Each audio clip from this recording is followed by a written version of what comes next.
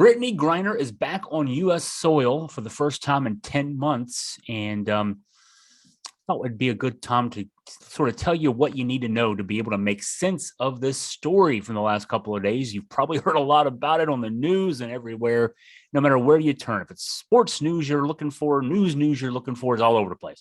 Hey, Chris Graham, Augusta Free Press here. Okay, so the Biden administration, as you've no doubt heard, negotiated her release in exchange for a convicted Russian arms dealer, Victor Bout, who is known by the nickname the Merchant of Death. This doesn't seem like a fair trade from outward appearances. The Merchant of Death, who we've been told plotted to kill Americans, for a basketball player serving a 9-year prison sentence because she had vape cartridges in her luggage. This isn't one for one, right? Predictably, unfortunately, this story has become a political football in the U.S.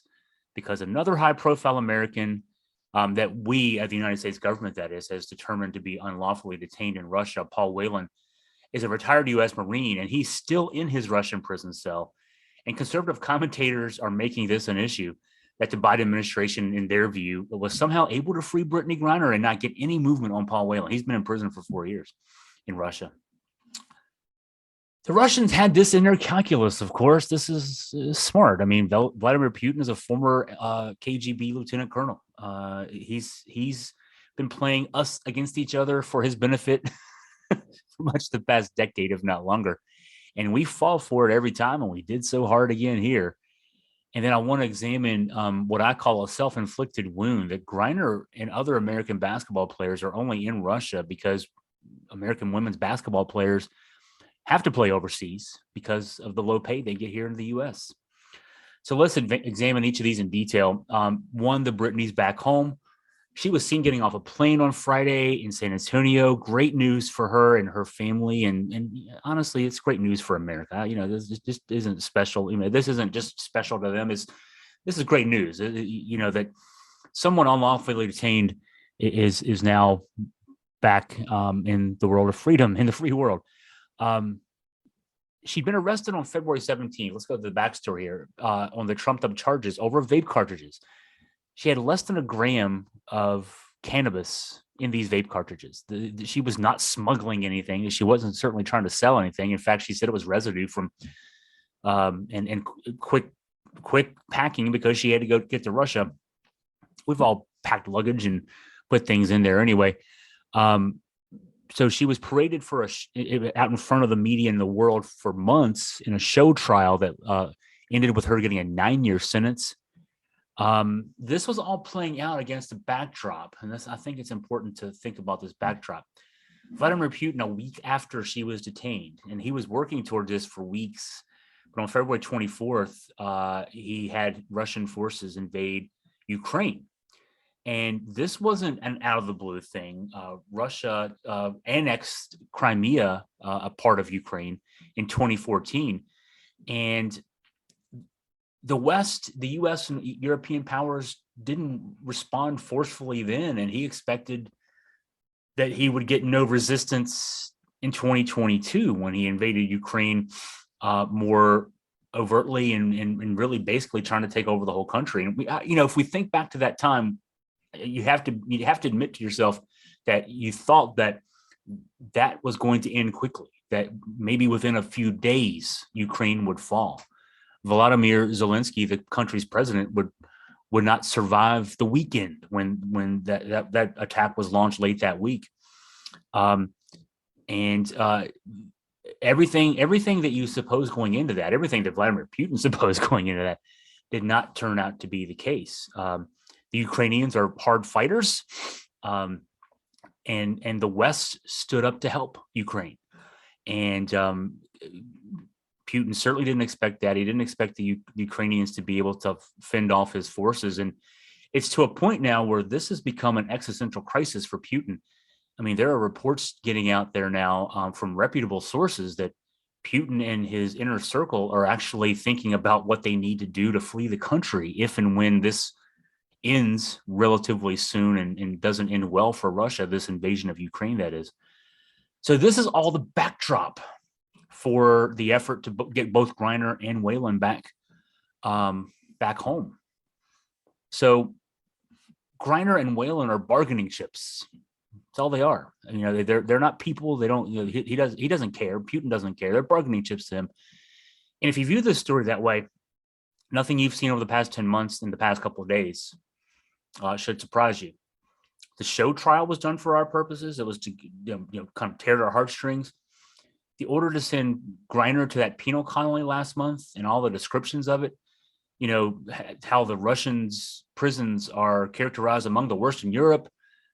She had 21 square feet of living space. I mean, everything about that was supposed to outrage us, to pressure us to do anything to get her back home. And now about the merchant of death, I'm going to say Victor Bout.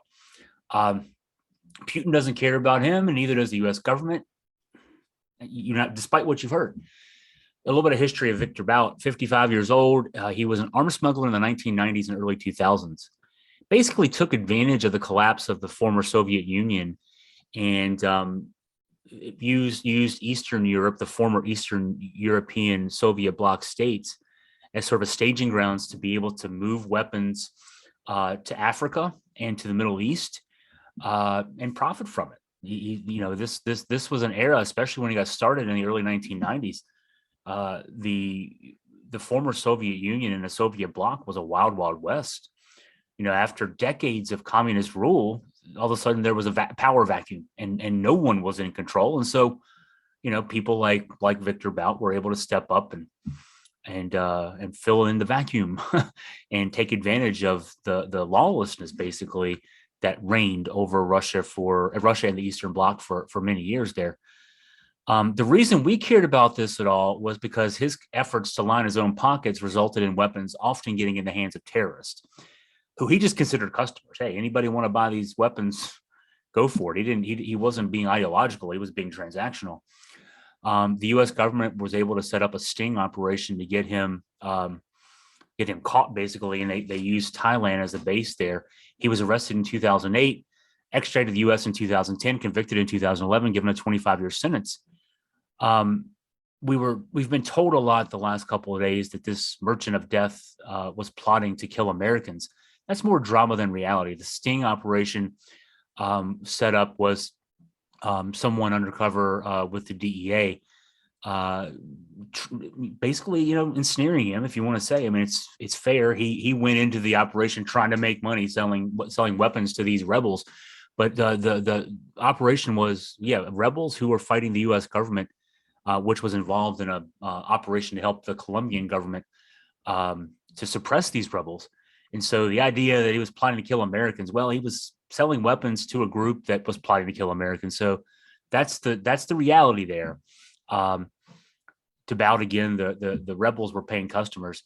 The Russians didn't really care. At first they half-heartedly tried to convince Thailand not to extradite him to the U.S. But then when he was extradited, an aide to the Russian president at that time, Dmitry Medvedev, he was the president in name only. Vladimir Putin ran things from behind the scenes, but an aide to Medvedev said that Russia had nothing to hide in Bout's criminal trial, and said that Bout should answer all questions that the American justice system has. Now, by 2013, that tune had changed, and Russia decided to cast him as a political prisoner. But it's clear that what they were doing there was viewing him as a bargaining chip for political purposes. And that his name's come up repeatedly whenever the U.S. wants someone back. And it's really just to have something to use against the U.S., a wedge against the U.S. So what did all this accomplish? If Putin doesn't care about Victor Bout, what did he seek to accomplish by demanding his trade for Brittney Griner? Well, here's what he accomplished. I mean, I said earlier, he knows more about us than we do.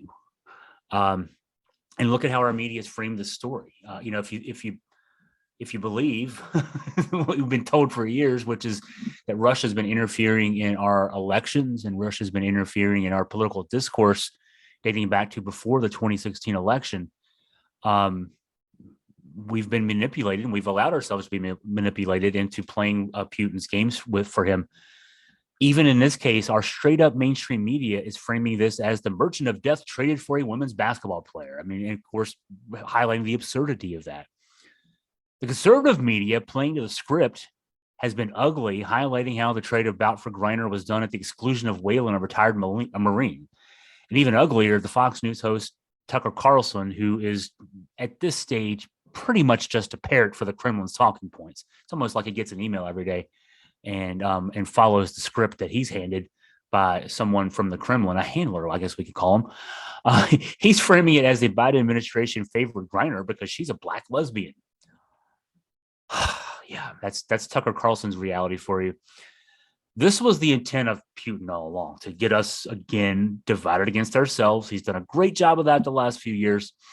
And here's, if you want proof of that, think about this. If you watched any TV news last night, you probably heard, no matter what network you watched, you probably heard and saw Paul Whelan talking to CNN. I'm sure those clips ran all over the news last night, whether it was CNN or others.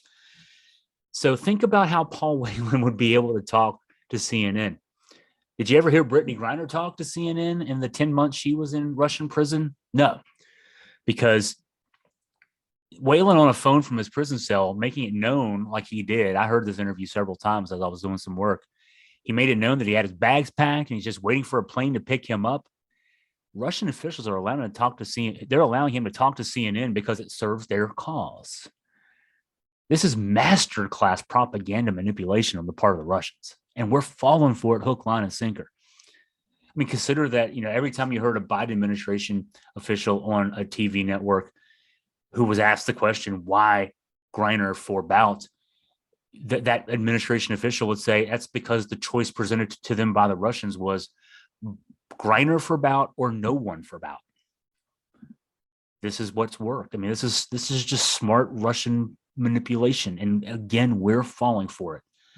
Now, the self-inflicted wound, the reason this opportunity even existed is because American women's basketball players can't get market value playing in the States.